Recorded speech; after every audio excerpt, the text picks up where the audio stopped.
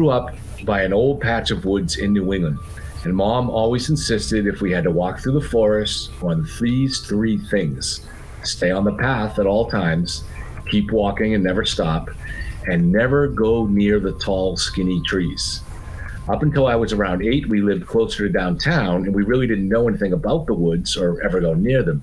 But then my parents split up, and we were forced to move in with Nana, who lived by herself by the woods that I now know is considered to be primeval forest. The original settlers in New England had cut down most of the old forests within a few decades, but here and there patches remained for one reason or another. By the time I was a teen, most of my friends started hanging out in the woods, drinking beer, smoking weed. You know how it is. Some were into fishing and hunting. But I wanted no part of that because fear of the woods had been hammered into me.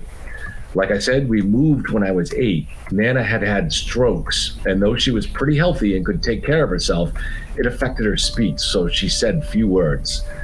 The old woods came right up to her yard. We had to walk through them to get to the school bus. Not far, we only had to walk about a quarter of a mile. It was really beautiful, actually, especially in the fall. The path followed a narrow river where sometimes a beaver could be spotted. Early in the morning, we'd see deer, Canadian geese, foxes. But every day as we left, Ma told us to stick to the path, don't stop, and stay away from the skinny trees. Why just the skinny trees? For a long time, we didn't know. I'd be walking along, checking out sprawling pines and majestic oaks. And there'd be young trees along with bushes. Wasn't a skinny tree just a young tree? When you're a kid, you can dwell on things like that. Like, are there trees that are old but just stay skinny? How thin does a tree need to be skinny? You think about these things. Deep philosophical questions. Exactly. Just like when you're 8 years old. That's right. Mine don't get any deeper now. So he says, you think about these things while walking, and if you catch yourself slowing down as you ponder it, you remember, stick to the path and keep moving. After a few months of living in Nana's house, she managed to spit out some words like she'd been chewing on them a while, struggling to form them. Don't go near the branches, she added. So Mom handed us our lunches and pushed us out the door. They were on their way to school, I guess. My sister was a year younger than me, but already smarter. She didn't try to dig into the meaning of any of it. For her, she trusted Nana and Mom, just that they knew something. So whatever danger was out there, just listen to them. But me, my mind ran wild, and though I was afraid, I just had to know. Nana herself scared me, probably just because she couldn't form words easily. Yet we knew that her mind was sharp as a razor. That combination can be unsettling. It created an air of secret knowledge. Nana's side of the family went back to the Mayflower. Mine does too, actually. I guess they Bradford. So I guess they believed things the regular church didn't want them believing, so they came here where they could do their own church and tell other people what not to believe. All right, so he's got his own philosophy.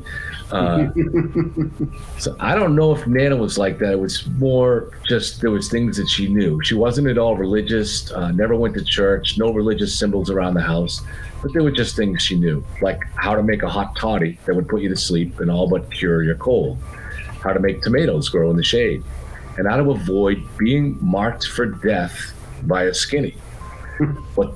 What's a skinny? I can't say for sure. This is not me again. This is the Reddit writer. I can't say for sure. Mom wouldn't talk much about them, and Nana couldn't. At first, Mom refused to recognize them as true creatures. It was Nana that broke the seal on that one. Thinking back on it, and both Mom and Nana are long gone, so I can't ask. But thinking back, I believe the reason they didn't want me to know about them was because they were afraid I'd try to find one. I wouldn't be able to sleep. I wouldn't be able to help it. Yes, I'd be terrified, and I was, but they knew I wouldn't be able to resist the urge. So what are skinnies? Very tall creatures that are quite thin and have superhuman patience.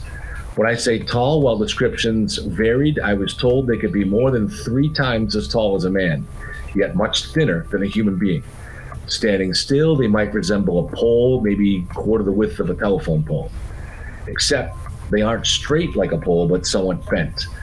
Usually they bend in the direction of a thin tree, which they use to shield themselves. They can stand virtually motionless for hours. If you watch long enough, at most, you might see their eyes slowly blink, which you might notice because they'll be staring right at you, watching.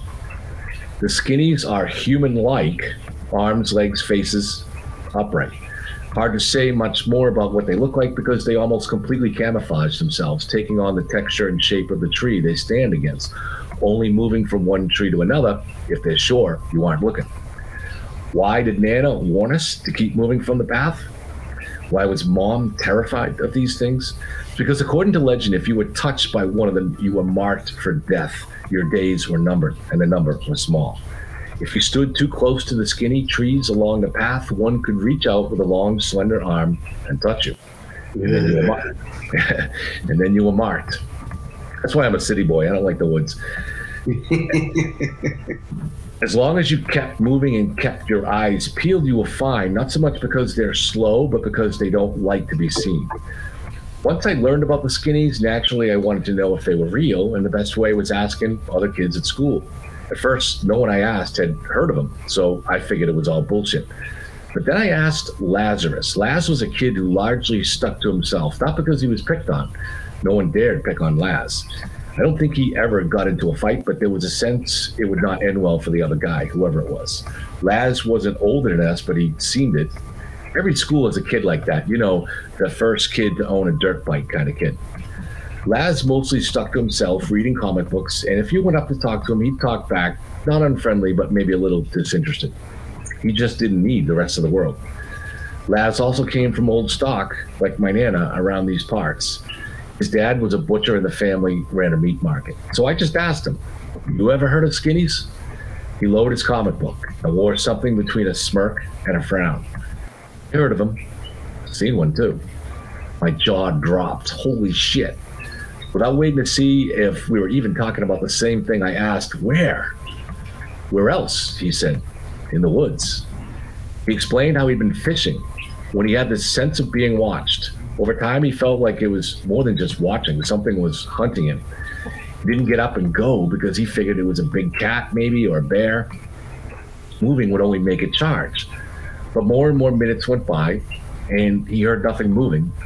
He had barely moved a muscle himself for a long time, maybe half an hour, when he finally decided to take off. But right before he did, he saw it. Up against a skinny birch tree that bent one way, then back the other. At first, he didn't know what he was looking at because the thing was so tall he had to look up to see its face. Before looking up, he noticed the lines that he thought were part of the birch. Before looking up, he noticed the lines that he thought were part of the birch were unnatural, too vertical. The tree was only about 15 yards away, and he made out the creature's knees at about the eye level of an adult human.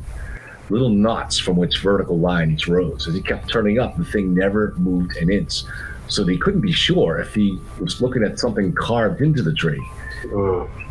He spotted super long, spidery fingers, gnarled shoulders, and finally, an unmoving face. He had to squint to even make out that it was a face. As he was almost sure it was just something carved into the tree, the eyes blinked. Laz freaked so bad he found himself sliding down the riverbank into the river until he was in the muddy water and drifting down the stream. He never even went back for his rod. The story Laz told wasn't told like a story like that should be told around a crowd of kids. Nah, it was just me and him. When he was done telling it, he just went back to reading his comic like it wasn't even there. I walked away, stunned. They were real. But what about the whole kiss of death thing?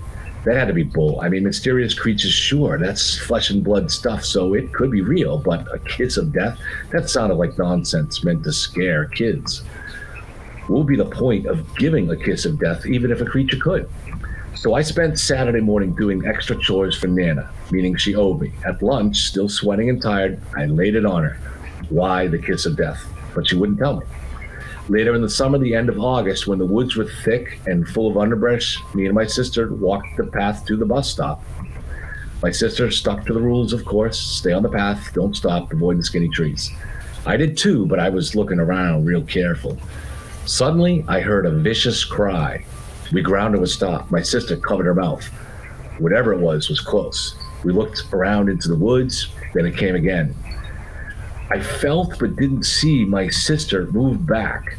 I looked into a patch of pines and spotted the wailing victim. A fox held a rabbit in its jaws, and that rabbit was making one hell of a racket. I clapped my hands together and made a racket of my own to scare the fox, and it worked. The fox let its meal go. I hadn't told my sister any of what was going on. I just assumed that she was behind me, looking over my shoulder. I was about to step into the woods to help the stunned rabbit when it found its strength and ran off, little worse for the wear. That's when I turned around, expecting to see my sister relieved on the path behind me, but she wasn't.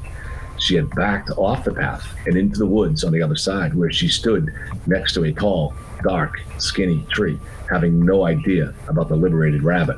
I gasped, whispered for her to get back onto the path. She immediately did, but she was rubbing her shoulder. "What is it?" I asked. "Something touched me," she said. I was too stunned to speak. All the way to the bus stop, I said nothing, but I kept eyeing my sister the whole way, making sure she was all right. Up to that point in my life, I guess I only thought of her as a pain in the ass, which she wasn't really.